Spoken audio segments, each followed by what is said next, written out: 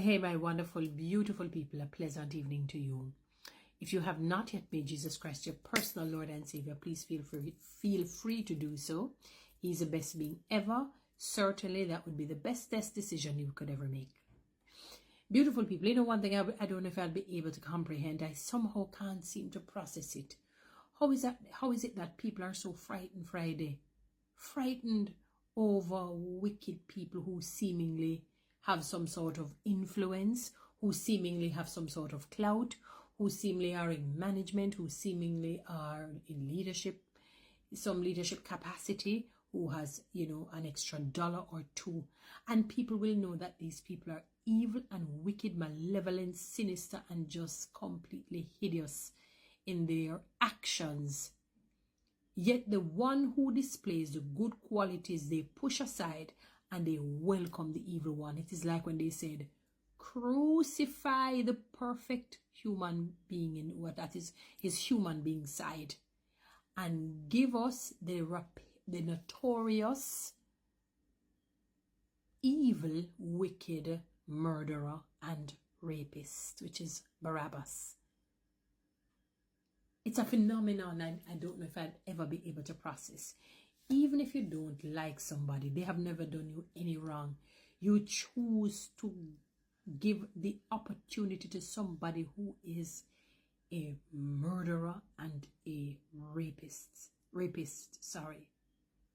It is a sad state of affairs. It is a sad state of affairs, how we call evil good. That's what we're really doing, and good evil.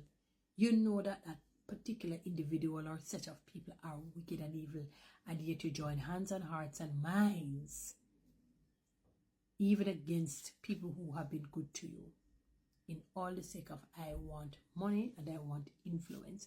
I don't want to be the odd man out. You know that when God takes you on a higher level, part of that journey is loneliness. If you decide that you're going to walk alone, you're going to be lonely. Most people don't like that.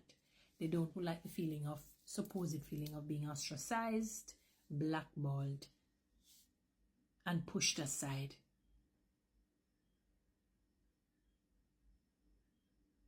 Sad.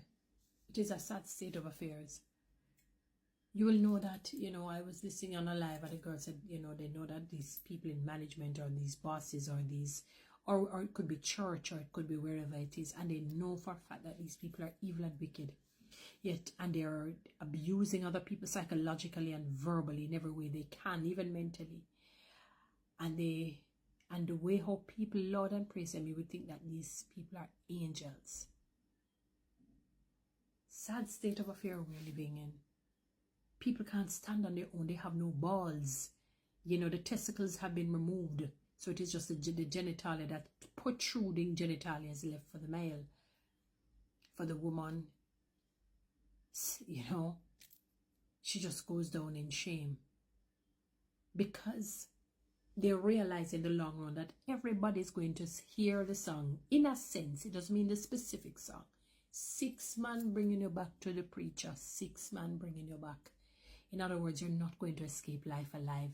You are not going to escape life alive. You are not going to, you and I, we will not be escaping life alive no matter what. We can't get a jet plane. We can't get a spaceship to head out to the moon or the Mars. Death will surely climb up there and find you and take you.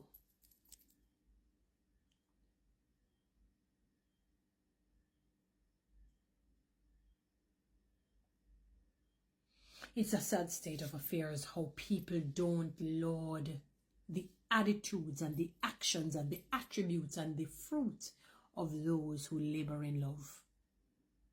Those who labor in love. Somebody was telling me of a situation. She has never done this woman anything. Older woman. And she's the only one the woman doesn't speak to. And she has never done the woman anything. Never. She was sharing something. Never done this woman anything. And because, the woman may have gone through some low self-esteem saga, not looking good physically, that woman decided that she's going to take out her frustration and her anger, her disappointment in the victim looking good all the things that she would have wanted the victim has.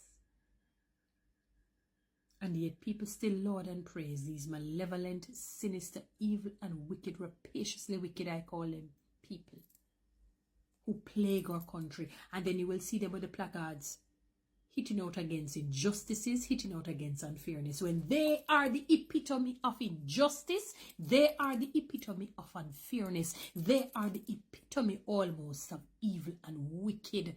They almost want to make Jezebel look like she's an angel, like she's sweet. Not a fallen one. Or Delilah, a beautiful woman. Internally, I'm talking. Because both women, I guarantee, more than likely looked good physically.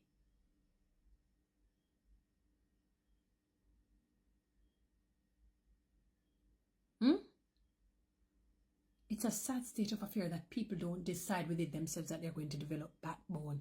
No longer will I allow, because you don't like that individual, I'm going to join in with you, or I'm going to make that person feel uncomfortable. Please understand this, that whatever you sow, you have to reap. You have to reap it. You know how many people reaping in regrets because of things that they were warned against to not do, and they still do it. Things that they should have done and they did not do. What are the things you don't do? Do not ill-treat your brother and sister. Meaning, I'm not talking blood brother solely. I'm talking any human being. Do not abuse them. Do not abuse them. When you're doing that, it is like you're trying to throw bullets at God. That's why I say it's like you're trying to throw or shoot bullets his way. So you're disrespecting what he has, his temple, the people.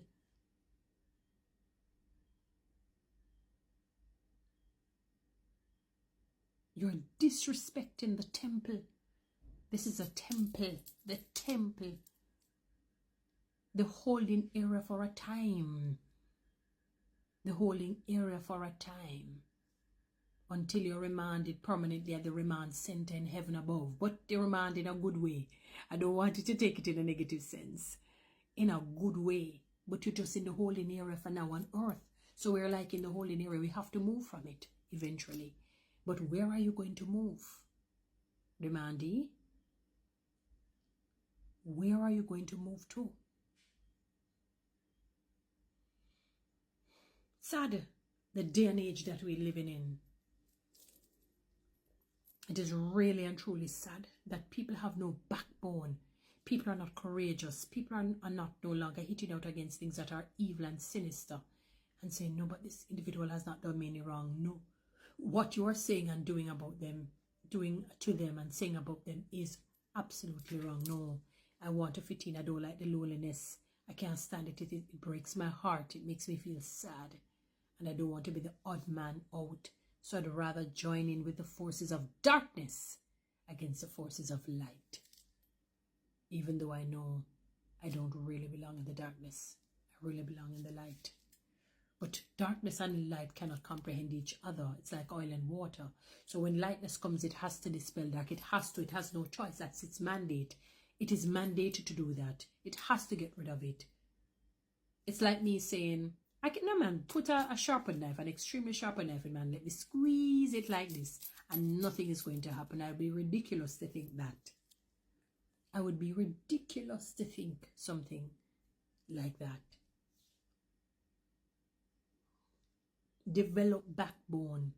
Do not allow anybody to cause you to hate, because guaranteed, when you do that, what you're really saying is, I want you to do the same. Get somebody else to hate me, because that usually happens, by the way.